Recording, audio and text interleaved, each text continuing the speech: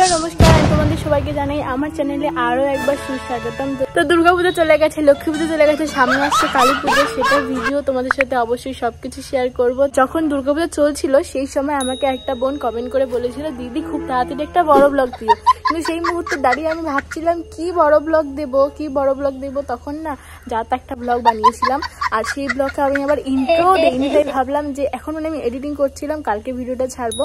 তো ভাবলাম কেননা এখনই ইন্ট্রোটা দিয়ে দিয়া তোমাদেরকে জানিয়ে দিই যে ভিডিওটা কি সম্পর্কে। সেগুলো আমি কোনো কিছু বলিনি, কারণ সেই মুহূর্তে দাঁড়িয়ে কেন জানি না, আমি নিজেও জানি না আমি কেন বলিনি। তো যাই হোক, ভিডিওটা তোমরা দেখতে থাকো।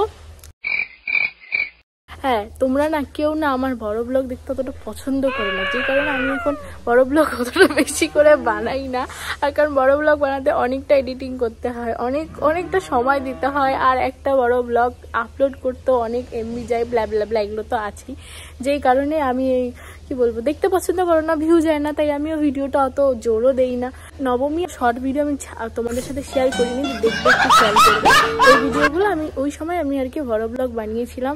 আশা করি তোমাদের দেখতে ভালো লাগবে, ভালো না লাগলেও একটা লাইক করে দিও। আর কেন তোমাদের আমার বড় ব্লগ দেখতে ভালো লাগে না সেটা যদি একটু বলে যেত তাহলে ভালো হতো, আর আমি চেষ্টা করতাম তাহলে সেই জিনিসগুলো আমার চেঞ্জ করে তোমাদেরকে আরো ভালো ভালো ব্লগ শেয়ার করার জন্য। তো যাই হোক, ও জানি না আমার পাশে এসে কেন দাঁড়িয়ে পড়লো হঠাৎ করে। আমি এখানে আসলাম একটা ভালো জায়গা খুঁজতে খুঁজতে, যে যেখানে একটু ভালো করে তোমাদেরকে বলতে পারবো, কিন্তু এসে আমার পাশে দাঁড়িয়ে পড়েছে।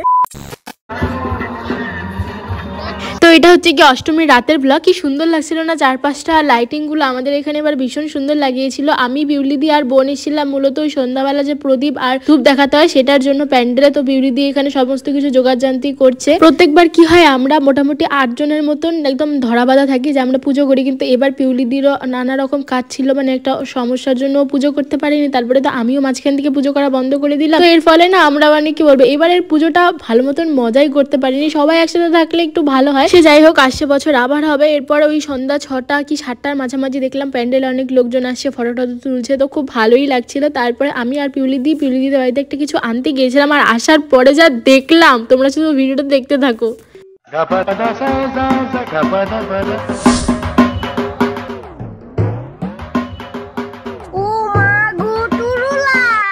जलवा है हमारा।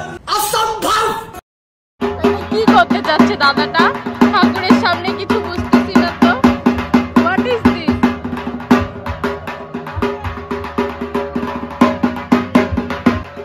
ও মাই গড, ঠাকুর চাই না। পায়েল এখন তার বয়ফ্রেন্ডের সাথে গল্প করতে ব্যস্ত, ঝগড়া করছে প্যান্ডেলে দাঁড়িয়ে। আমি খাইছি। ও তুমি এর জন্য বসে আছো? আমাকে রাইখে ঘুরে চলে আসলো কোথার থেকে। হাই, তোমাদেরকে নবমীর অনেক অনেক শুভেচ্ছা। তো আজ যেমনটা বললাম নবমী, তো আজকে আমার প্যান্ডেলে যাওয়া হয়।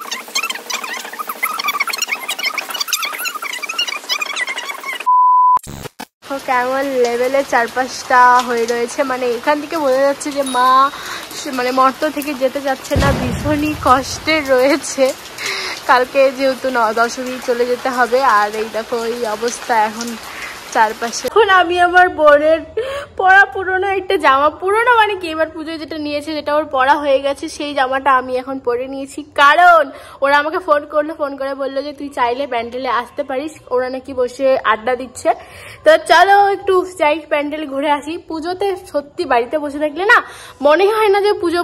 আজকে নবমী, কালকে দশমী, শেষ পুজো। তো যাই একটু প্যান্ডেলে এখন।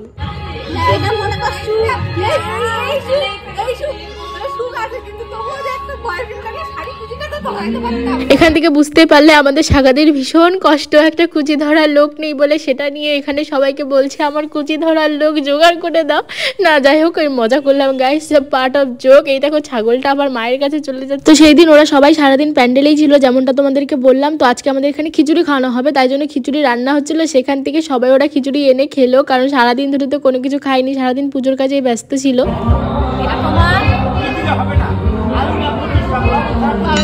পাগল হয়ে গেছে, এটা আমার বোনের। আমি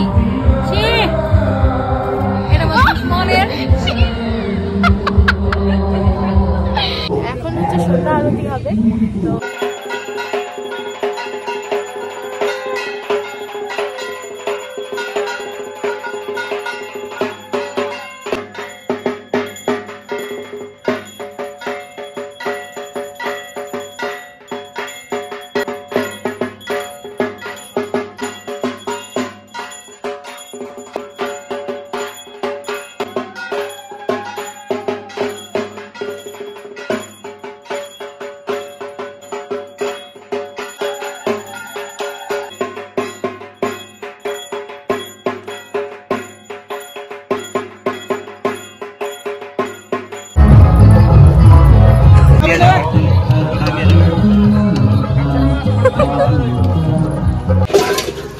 দেখো গাইস আসল কাজ করা কাকে বলে।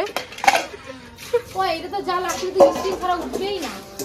কি তেঁতুল নিব, বালু নিব আর একটু খাপ নিব, আর পরে যদি নিবা লাগে মানুষের মুখেও এইরকম ধরবো আর এরকম মারার জন্য এরকম আওয়াজ হওয়া উচিত।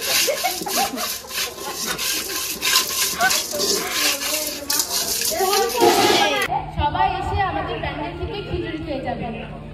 এই ক্লিপটা দেখে আমার নিজেরই হাসি পাচ্ছে, মানে মাইকে দাঁড়িয়ে একটু পতদারি মারছিলাম ওই যে খিচুড়ি খাওয়ানো হবে বললাম না, সেটার জন্য।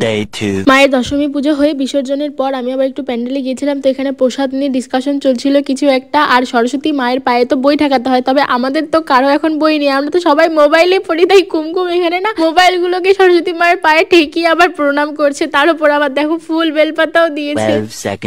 দেখো পুজো মানে কিন্তু উৎসব নয়, একটা অনুভূতি, যে সবাই মিলে একসাথে এতগুলো দিন কাটালাম, এত মজা করলাম, তো এটাই হলো আমাদের পুজোর আর কি মেন উদ্দেশ্য। চলো এটুকুই ছিল ব্লগ, ভালো লাগলে লাইক করো।